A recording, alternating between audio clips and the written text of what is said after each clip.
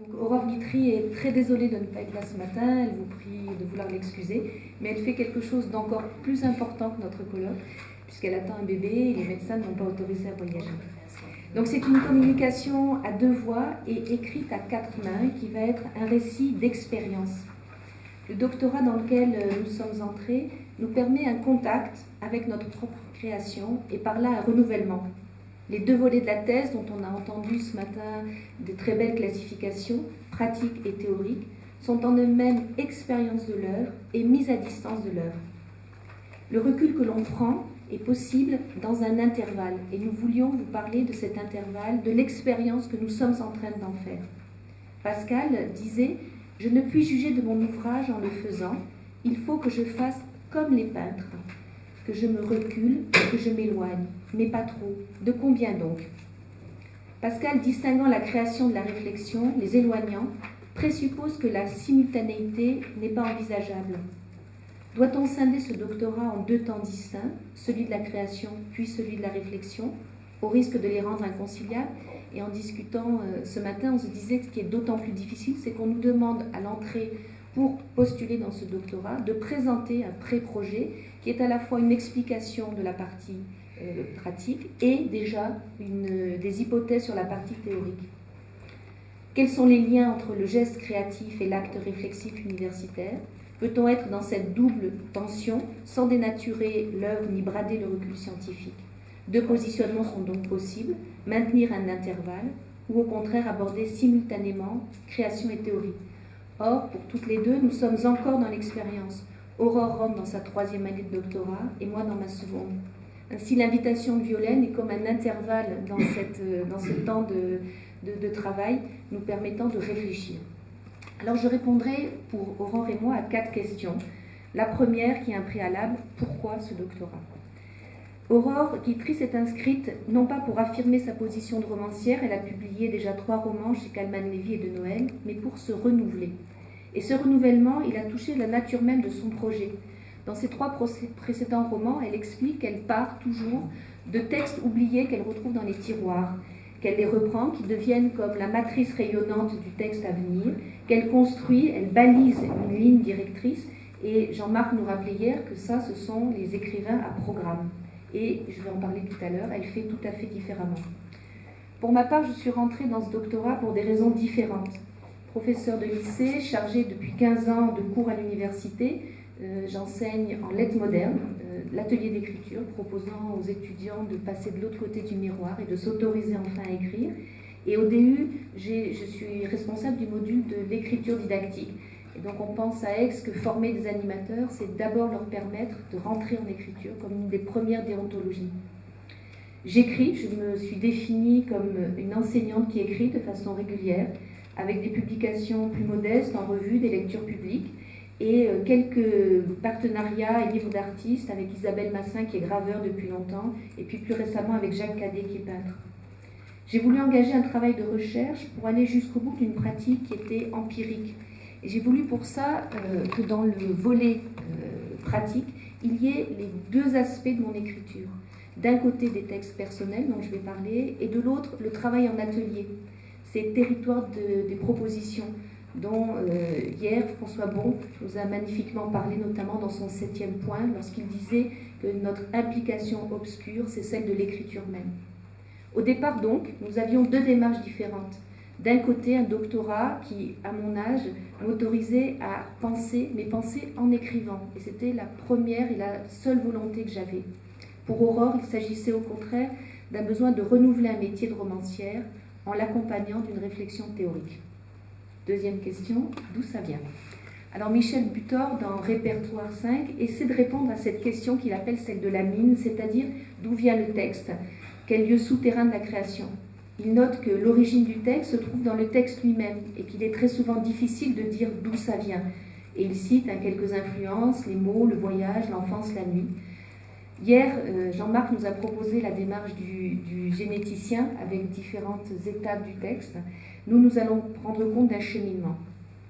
Aurore, qui est accompagnée par Philippe Claudel, a décidé de façon volontaire de rompre avec sa manière de faire et donc elle a choisi de partir des œuvres d'un peintre et pour cela elle a pris les caprices de Goya. Elle a choisi aussi de ne plus baliser l'intrigue, mais de partir dans quelque chose qui était plutôt d'écrire selon un processus. Les images, dans leur discontinuité, le défilement des personnages de Goya, la succession des scénettes, lui ont posé la question du continuum. Quel lien entre l'œuvre du peintre et l'œuvre qu'elle allait se mettre à écrire? Alors pour ça, elle a fait des recherches sur le peintre, elle a tenté de s'imprégner des caprices, elle a même fait à la manière, elle raconte ça, des policiers, elle s'est fait une grande affiche au-dessus de son bureau où elle a mis tous les caprices, il y en a une cinquantaine, et elle a essayé de chercher les liens entre les caprices, comme un enquêteur. Comment est-ce qu'elle aurait pu les rassembler dans une errance, faire face à ces perplexités? Et c'est dans le rassemblement de ces fragments sur la page blanche, dans la représentation de leur contiguïté et des intervalles qui les séparaient, qu'elle s'est mise à écrire. Elle a inventé un village abandonné en Aragon, terre d'origine du peintre, mais aussi terre de ses origines. Au milieu de maisons en ruine, une résidence neuve et froide destinée à des personnes âgées. Là-bas, chacun sent la mort approcher. Elle s'est mise à écrire de petites histoires et d'une à 6 pages qui se sont mis à hanter aussi celle d'une guerre napoléonienne. Aurore donc n'écrivait pas selon un plan établi, ni en suivant même la numérotation des caprices. Chaque histoire était initiée par un nouveau personnage. Ce type d'écriture fragmentaire lui a offert une grande liberté, celle de faire des essais, de proposer à chaque histoire une forme différente. Et la forme brève n'était pas non plus sans difficulté. Il a fallu réussir à concentrer les effets, privilégier l'esquisse sur la fresque, simuler l'imagination du lecteur à partir d'ellipses et d'intervalles. Son approche du récit est donc bien différente de celle qui a été la sienne jusqu'à maintenant. Elle est plus ordonnancée, plus linéaire, plus conçue. Elle aborde la narration de façon excentrique. Et elle voudrait que son livre, in fine, se présente comme un mobile, un dispositif circulaire qui renverrait des reflets diffractés et ponctuels des œuvres de Goya. Sans jamais être matériellement représentées, ces gravures entreront le texte, d'où la nécessité de travailler sur la discontinuité pour favoriser le surgissement, sans négliger l'unicité de la source goyesque. Pour ma part, je suis arrivée différemment dans ce doctorat.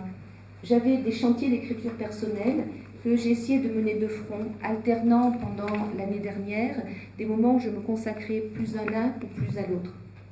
Il s'agissait pour moi aussi d'entrer dans une temporalité que je n'avais jamais connue et où seul le travail créatif importait, puisque j'ai pu bénéficier d'un congé de formation. Il y avait d'abord 3 textes courts, 2 recueils de poésie et une pièce de théâtre intitulée Mal et main libre, qui est une variation libre autour du texte de Flaubert, texte qui a été monté par le metteur en scène Frédéric Ortiz l'année dernière et qui, à l'issue de cette représentation, fera l'objet d'une réécriture. Et puis, j'avais un texte long auquel je rêvais depuis longtemps, un roman qui a occupé la majeure partie de mon année. Il a pour titre provisoire La chambre d'Ignace et j'en reparlerai tout à l'heure.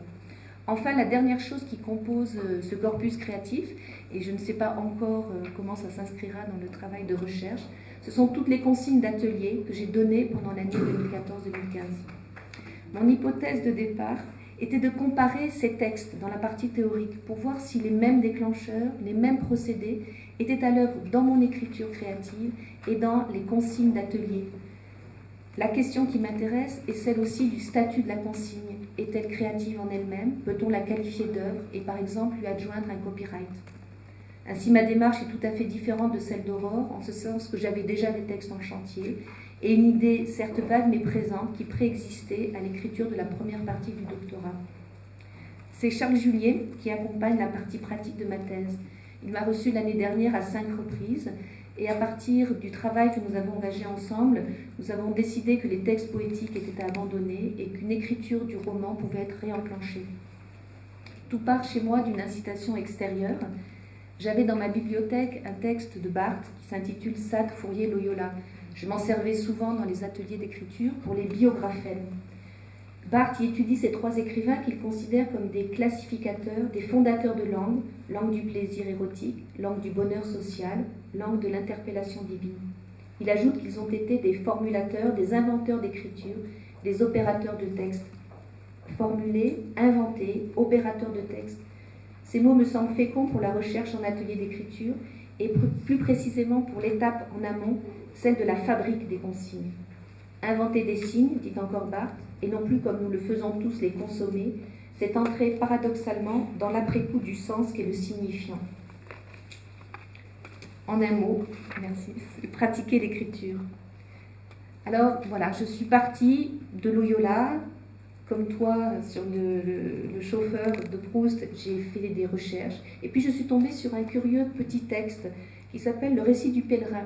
C'est une sorte d'autobiographie qu'Ignace dicte sur les injonctions de ses premiers compagnons 1 ou 2 années avant sa mort. Il le dicte en espagnol et son secrétaire l'écrit en latin. Très rapidement, ce texte est oublié, même enterré par la compagnie au profit d'une biographie plus complète et plus hagiographique. Et ce n'est qu'au début du XXe siècle, c'est là que ça devient intéressant, que le récit est retrouvé, traduit et lu. J'ai été fascinée dans ce texte par un paragraphe, et la fin même d'un paragraphe, qui est le 5e paragraphe, dans lequel Ignace raconte comment il s'est converti.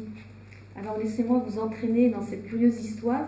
C'est donc quelque part au XVIe siècle, un soldat qui a beaucoup d'actifs, qui est blessé à la jambe au siège de Pampelune. Il rêve de gloire et il en a tout à fait le droit parce qu'il est un des soldats en vue.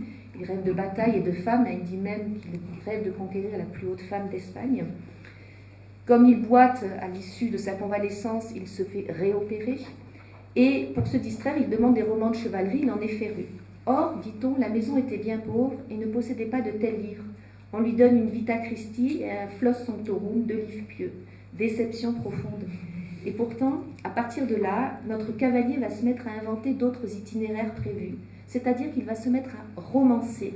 Et romançant, il va s'inventer une fiction. Et s'inventant une fiction, il va s'inventer une mystique. Je me suis mis à entrer dans cet intervalle biographique, comme tu l'as fait. À inventer dans le vrai, comme Charles Julier nous l'a fait remarquer en citant Goethe. La narratrice de mon texte prend des libertés, elle entre dans l'intimité des personnages historiques pour les dire avec ses mots, inventer d'autres possibles. Très rapidement, sont entrés en résonance avec cette écriture sur les personnages du XVIe siècle, d'autres personnages du XXIe siècle. Puis je me suis posé la question des différentes strates et des jeux sur les pronoms ont été nécessaires. Les personnages du XVIe sont écrits à la 2e personne du singulier et bien sûr c'est un écho au travail de Charles Julier dans Lambeau, ceux du XXIe siècle à la 3e personne du pluriel. M'interrogeant sur les articulations entre ces 2 strates temporelles, je me suis penchée sur la biofiction et ses créations contemporaines qui épousent à minima le biographique. Le terme est défini par Alain Buyne et entre dans le champ de recherche que constituent les études biographiques, le life writing au sens large. Et ce faisant, je retrouvais bien sûr Barthes et ses fameux biographèmes, où la conscience créatrice prend appui sur une autre vie pour sortir d'un enfermement autobiographique. Ainsi, les 2 romans que nous avons mis en chantier, Aurore et moi, partent d'un même procédé. Dans un premier temps, la création s'est faite par un renouvellement extérieur, œuvre de Goya, récit d'Ignace, et dans un second temps, la fiction polyphonique qui s'impose. 3e question, quand avez-vous commencé à mettre en chantier la partie théorique ? Michel Bertrand m'accompagne dans cette partie et c'est Jean-Raymond Fanlot qui accompagne Aurore Guitry. En travaillant à cette communication, et c'est vraiment à ce moment-là que nous nous sommes rencontrés de façon régulière et que nous avons commencé à comparer nos travaux, nous avons vu ce qui avait été similaire dans nos démarches. Nous n'avons réellement envisagé la partie théorique, même s'il avait fallu produire quelque chose, et c'est-à-dire montrer patte blanche pour entrer dans le doctorat. Nous n'avons vraiment commencé à l'envisager que lorsque l'œuvre a été esquissée, que ses bases nous ont paru plus solides. Nous avons pu finalement poser cet intervalle réflexif. L'œuvre à ses débuts est fragile, les personnages diffus. Il faut que l'écriture, dit Julien Gracq, est un point d'ancrage fixe, une donnée résistante, que l'esprit ne puisse plus désormais ébranler. La théorisation, et vous l'avez rappelé ce matin, intervenant en amont, risque de programmer, d'inciter à écrire en fonction d'idées préconçues. Structurer harmoniquement, soit simultanément création et théorie, paraît donc difficile, voire risqué. L'œuvre est restée première. Une fois son socle posé, la réflexion s'est esquissée. Alors, ce temps réflexif, Aurore y est entrée depuis 1 an, alors que je l'aborde à peine. La mise à distance, alliée au souci de comprendre les problèmes que la création révèle et soulève, nous permet seulement maintenant de prendre conscience de nos intentions premières et nous incitera certainement demain à une ultime réécriture. Nous touchons du doigt que le volet pratique et le volet théorique s'entretiennent. Au fil de la recherche en cours, nous voyons qu'un dialogue fécond s'établit. Alors pour prendre une métaphore cette fois-ci musicale, l'europhonie se structure donc plutôt contrapuntiquement à la manière d'une fugue, le thème voyageant d'une voix à l'autre et entraînant simultanément la création d'une œuvre littéraire, son sujet, et d'un essai, son contre-sujet, bien plus qu'elle ne se structure pour nous, en tous les cas harmoniquement, volet théorique n'étant qu'un thème érigé en mélodie sur les bases du travail de création. Dernière question, avez-vous trouvé la forme qui semble être la question? Nous interrogeons donc sur cette partie théorique. Nous avons compris qu'elle était indissociable, et nous en avons eu des exemples magnifiques, elle était indissociable de la forme à donner à cet écrit. La mention pratique et théorie suppose cette articulation, addition, deux entités successives, détermination, théorie de la pratique, induction. Umberto Eco propose une solution possible dans les confessions d'un jeune romancier. Il dit « Toute recherche doit être narrée ». Par là même, il lie étroitement narration et recherche, création et théorie. Il suggère d'aborder le travail de thèse comme celui d'un roman policier et de relater l'histoire de sa recherche. Or, si l'œuvre, l'objet de la recherche, est une mise en expérience, elle ne se limite pas au contact avec soi. L'écriture puise aussi dans la lecture, la peinture, la musique, le cinéma. La partie théorique doit inclure ses influences, et c'est ce qu'Aurore envisage, puisqu'elle a commencé des extraits d'entretiens avec d'autres artistes ayant travaillé comme elle sur le montage, Jaume Cabré, Pajak, ou encore le cinéaste Alejandro Jodorowsky. Il n'y a pas d'écrivain sans insertion dans une chaîne d'artistes ininterrompue, pas d'œuvre qui ne soit nourrie d'influences artistiques. Pour respecter ce dialogue, Aurore envisage la structure de son mémoire comme un essai qui serait le produit d'un montage. Il comprendrait d'abord les caprices de Goya, qui ne figurent pas dans son roman, ses entretiens avec d'autres artistes, les problèmes qu'ils ont rencontrés et les solutions qu'ils ont apportées, notamment sur la question du montage, et enfin sa propre réflexion sur le montage et la disposition. Avec une année de recul de moins qu'Aurore, le point où j'en suis n'a pas encore trouvé sa forme. L'écriture dans ses avancées m'a permis de créer des tâtonnements, de les laisser être, se transformer, devenir matière même du travail qui s'élabore. Je peux cependant citer deux pistes de travail en lien avec la consigne de l'atelier. C'est d'abord la polyphonie, dont Bakhtin a montré comment, à l'inverse du roman monologique, il permettait que la voix du personnage soit présentée comme une conscience autre, étrangère, ni réifiée ni fermée sur elle-même, c'est-à-dire propose une vision plurielle du monde. Or, que fait la consigne en atelier d'écriture? Si ce n'est aider l'écrivain à travailler sur d'autres voies, en allant vers des styles et des thématiques imposées, en explorant d'autres univers, et comment paradoxalement il va vers sa propre voie, vers cette fameuse singularité dont on a débattu hier. Ainsi, le décentrement de la polyphonie dans l'écriture de mon roman créerait le même intervalle que la consigne elle-même. Horizon des textes, multiplicité des locuteurs, nous rappelait hier François Bon. Deuxième piste de mon travail, la biofiction. Le roman contemporain, mais le cinéma, on peut penser au biopic, explore largement cette piste, que l'on pense aux grands modèles devenus classiques, Echenoz, Quignard, Michon. La biofiction crée aussi un décentrement, je l'ai montré tout à l'heure, d'autres creusets de la voie personnelle. Ainsi, la première hypothèse qui a guidé le début de ma recherche rejoindrait l'écriture des consignes. Que fait-on quand on crée une consigne à partir d'un texte d'auteur? C'est-à-dire, pour reprendre les mots de Barthes cités au départ, que se passe-t-il quand on devient à son tour opérateur de texte? Dans les deux cas, lorsque j'écris de la fiction comme lorsque j'écris une consigne d'atelier, je suis scriptor in fabula. À travers les travaux de Pierre Bayard, que tu nous rappelais, et là je citerai Aurais-je sauvé Geneviève Dixmer, je voudrais montrer que la consigne d'atelier, prenant comme matrice une fiction déjà existante, procède de la même démarche que celle de la biofiction. Et la variation romanesque de Nathalie Azoulay, Titus n'aimait pas Bérénice, en est un très bel exemple. Ainsi, tout mon corpus créatif est-il écriture dans l'écriture de l'autre, dans ces intervalles de la fiction ou de la biographie? Alors, pour conclure, nous aurions aimé dire, toutes les deux, que cette communication est elle-même un montage. Elle joue sur une mise en abîme d'intervalles. Intervalle entre nos deux travaux, intervalle entre la pratique et la théorie, intervalle entre l'inducteur déclencheur de l'écriture et le texte romanesque lui-même. Pour Aurore comme pour moi, ce doctorat est une mise en expérience de notre propre création au contact de l'autre. Et les raisons d'entrer dans ce doctorat, je pense, seront aussi diverses qu'il y aura de personnalités et intéresseront des gens dans toutes formes de situations.